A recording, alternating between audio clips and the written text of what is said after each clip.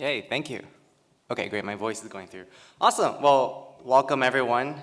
This is Python for Humans, designing Python code like a user interface. Okay, so just a quick introduction. So my name is Justin Lee.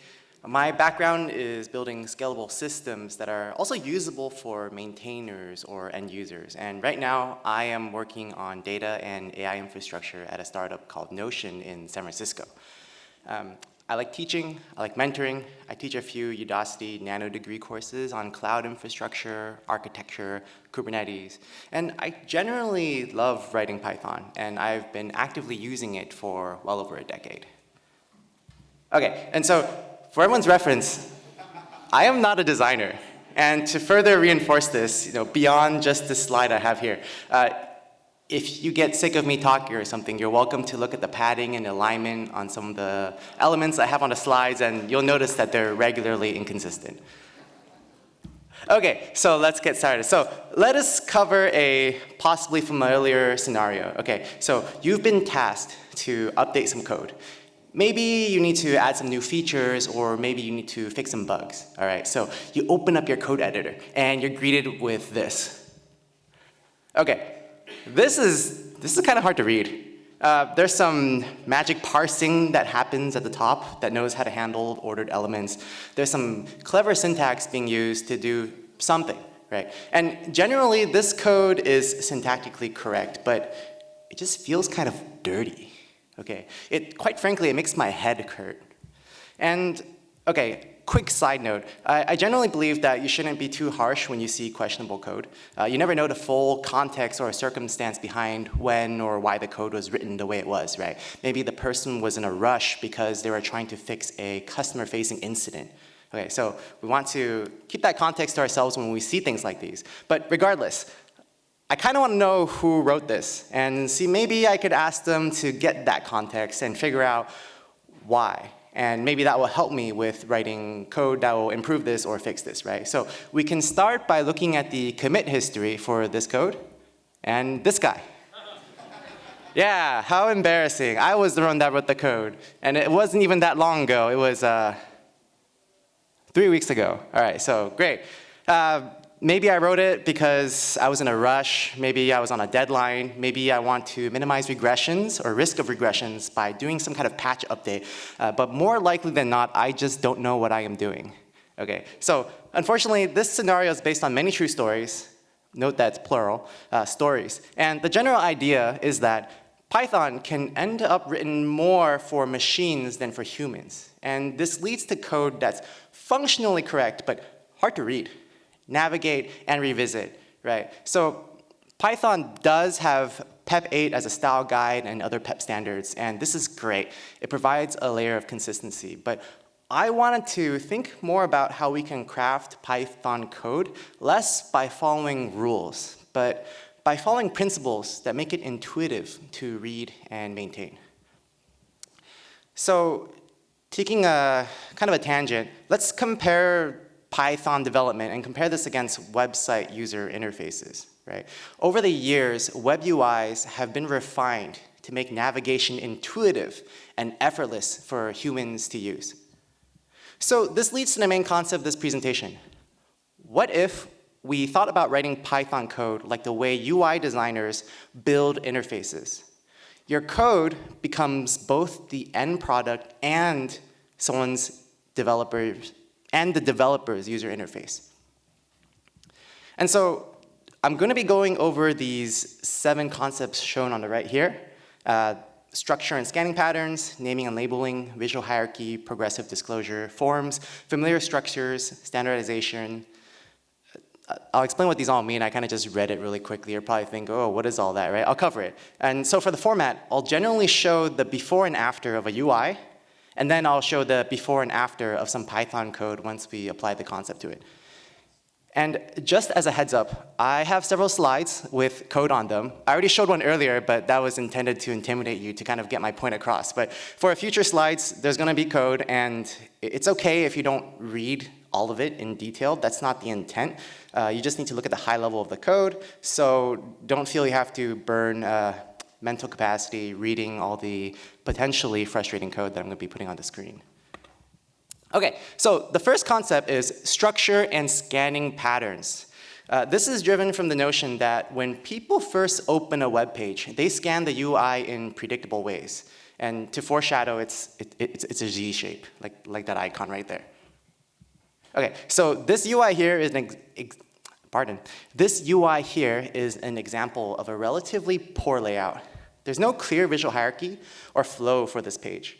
All the information and navigation is presented here, but it takes a bit of time to register where things are, where I have to go to do things. Now, here is an example of a much better UI. When navigating a landing page, people usually scan the UI in a Z pattern, from the top left to the top right, then down to the bottom left and the bottom right. And so websites will optimize this for this type of structure and streamline information to be presented in this way. And that's why that we see so many landing pages tend to have this boilerplate type of layout. Okay, so this is a parallel example of code with a poor layout. There's some random comment in the middle of the file. There's an import in the middle. There's some function called summarize at the bottom that was just tacked on there, right? It feels kind of sloppy and more like someone just found space to add something when they needed to quickly make some changes. There's no predictable flow or sense of familiarity. Okay, so here is a better example, right? So when I first open this file, I'll first look at the doc string at the top to kind of digest what this file is for, and then maybe I'll look at the imports and the constants at the top if I need to work on them. Otherwise, I'll just go from bottom up and read from the main entry point at the bottom. And so my brain has a structural expectation for how Python code in a file is organized. If we were to generalize, a lot of Python developers will briefly skim the top of the file and then go directly to the bottom and process information bottom up. And one of the reasons for this is because Python, as we all know, is interpreted. And so your code is executed from top down, which means your functions generally need to be declared prior to being used. So as a result of this, it's become a convention to have the main entry point at the bottom.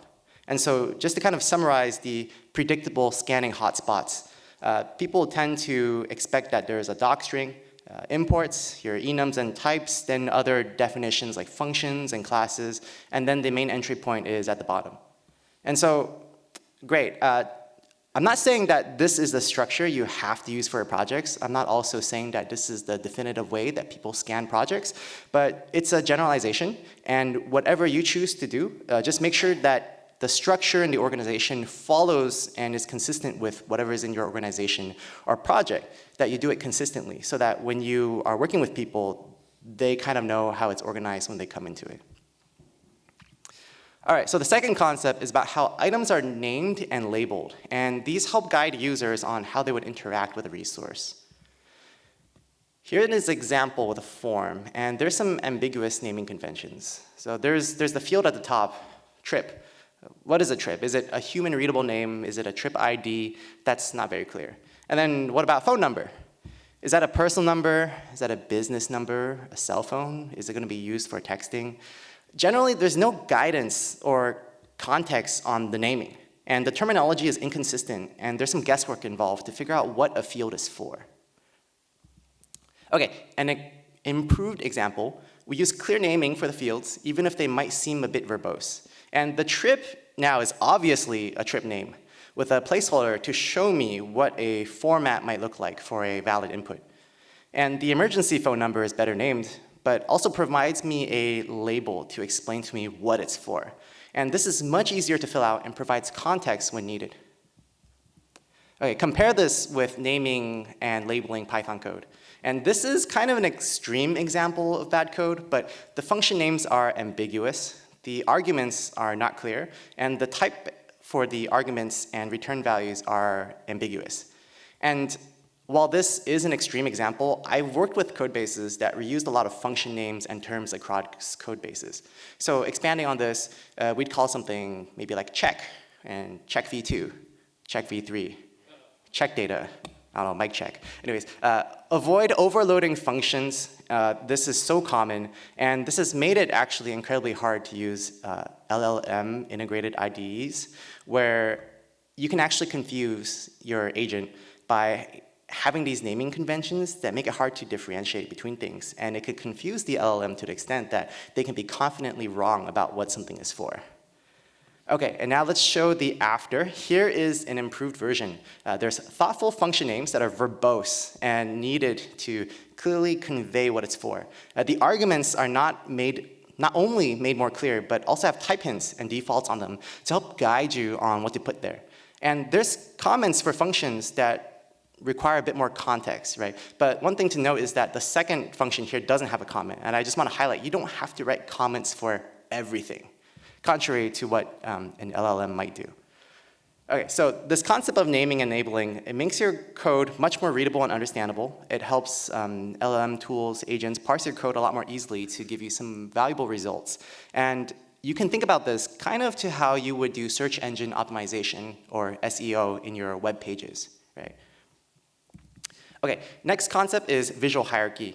In UI, typography, spacing, and alignment, these are used to group elements and guide users on reading content. Okay, so here is an example of poor hierarchy. This is the description for this talk. So you're probably, maybe, hopefully familiar with what this says, but it's just hard to read. Everything feels flat, and my brain wants to skim content, but I can't really tell where to start. And while this UI is intended to maybe reflect what a blog post might look like, it feels more like I'm staring at a page that was torn out of an old encyclopedia. And so this is the same content, but with improved visual hierarchy. We use typography to show importance by adding weight. Spacing is used to group related elements and add breathing room. And alignment is used to kind of guide the eye on where to go when you land here. And so here's some parallel poor Python code. So it's great that the IDE actually colors the code for you. Otherwise, everything would be really flat. And great, but otherwise, I still have to read top down, line by line, to really process what this function is trying to do. Great, now in this example, this is the after. The dictionary and the return value is expanded from one line so we have consistent alignment to make it easier to read. And we apply some visual hierarchy to it. Code that's performing related functionality is grouped together. So rather than having everything defined, one line after the other, we have three groups. We have the input validation, processing of the data, and the return data. So this is great because sometimes maybe your code doesn't necessarily need to be wrapped in its own function. In that case, you can apply visual hierarchy concepts to provide some organizational spacing between logical units of code. All right, then we have progressive disclosure. So this is a very fancy word, but it's essentially saying that you can hide information until you need to access it. Think of maybe like a toggle or a drop-down list, right? And it keeps your core logic clean and hides noise, presenting it only when it is needed. So this is the UI for something with bad progressive disclosure. And it was kind of long, so I had to break it up into two chunks, putting it side by side.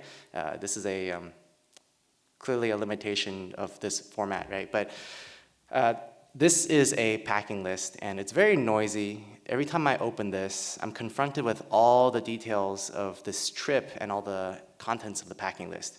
And even if you scroll through the entire form, you'll notice that there's no mention of an umbrella, which would have been really nice for yesterday evening. Okay, now we apply progressive disclosure, and we wrap the information in sections that can expand more content when needed.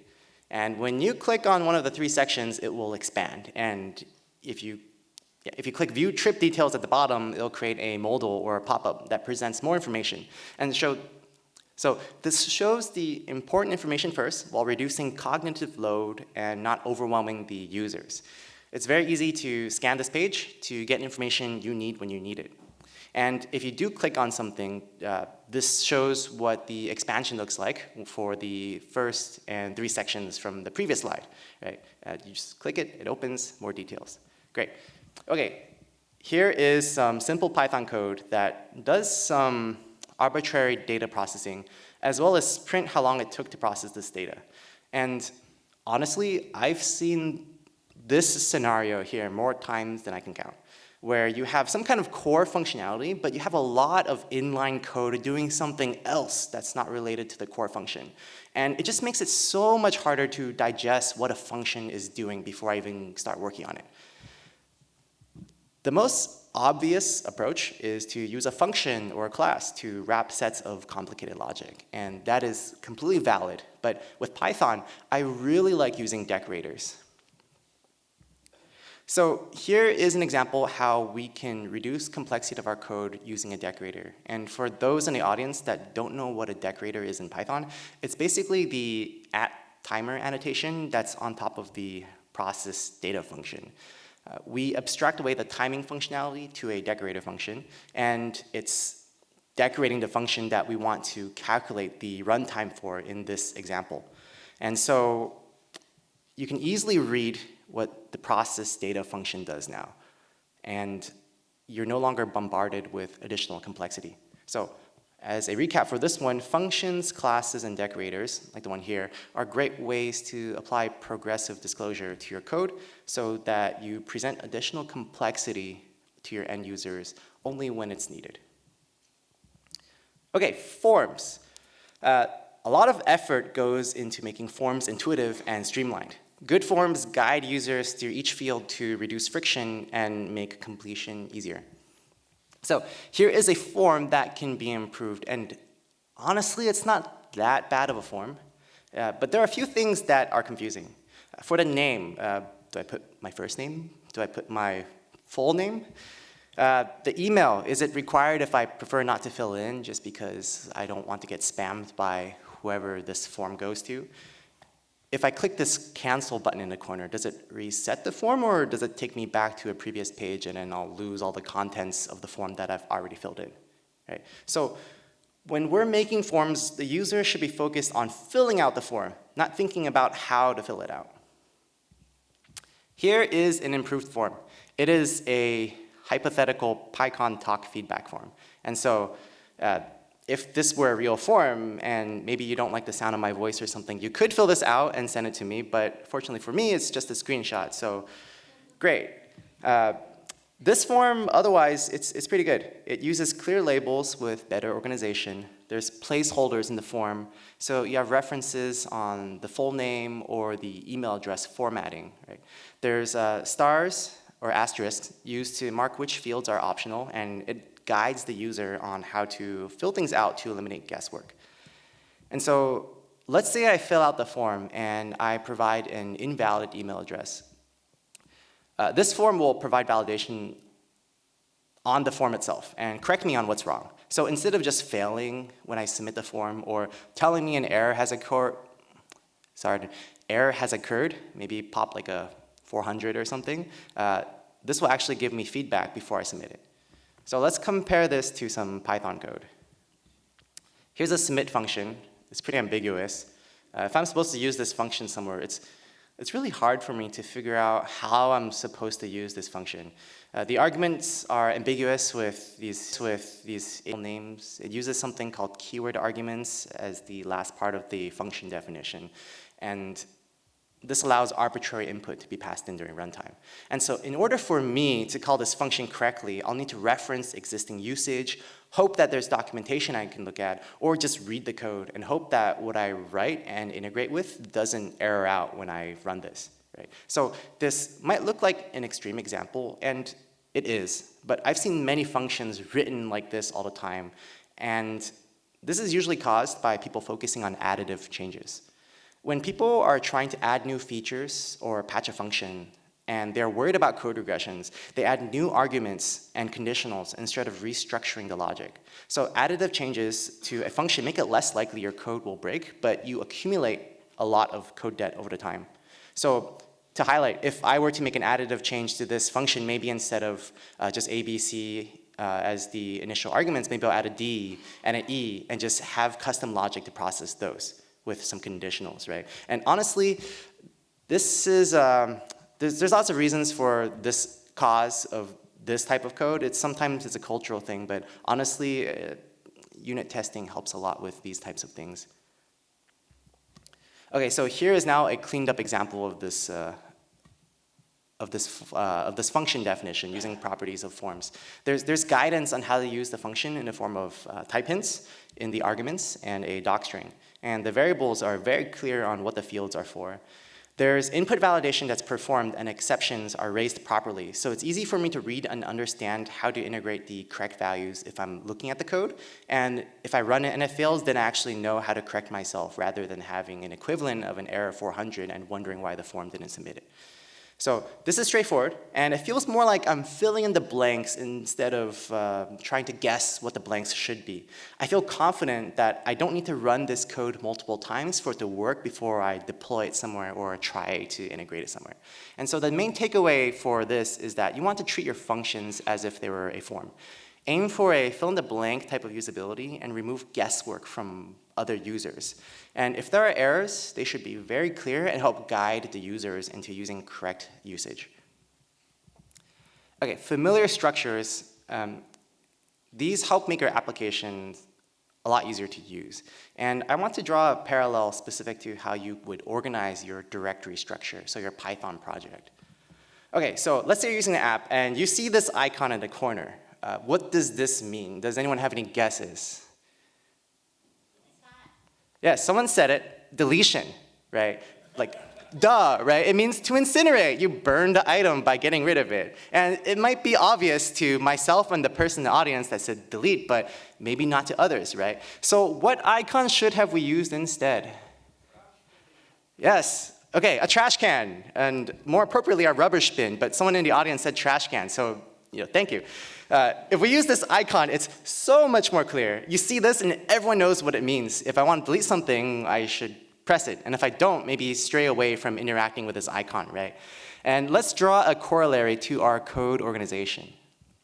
Okay, so take a quick glance at this directory structure for the sample project. It's a little confusing.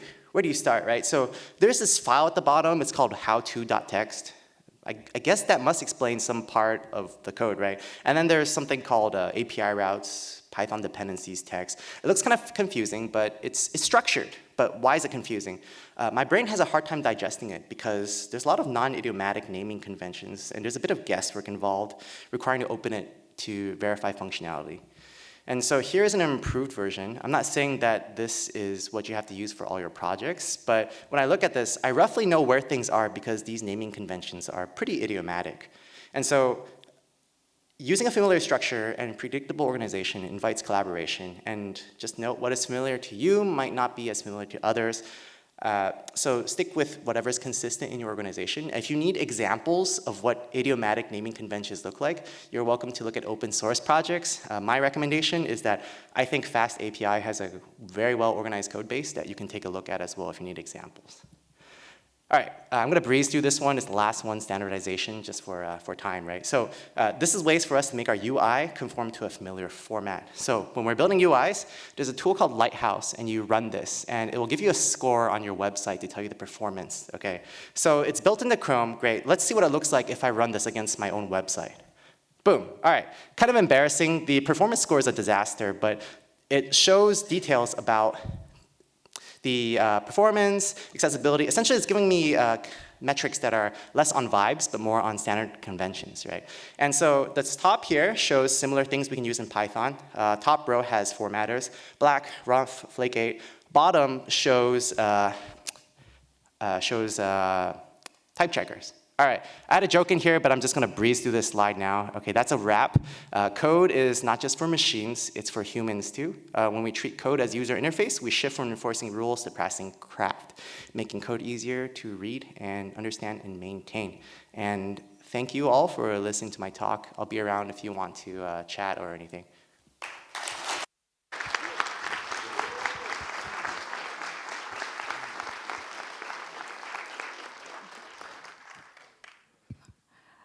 Thank you, Justin, for the wonderful talk. Unfortunately, we do not have any time for questions, so you can ask Justin questions when you see him around.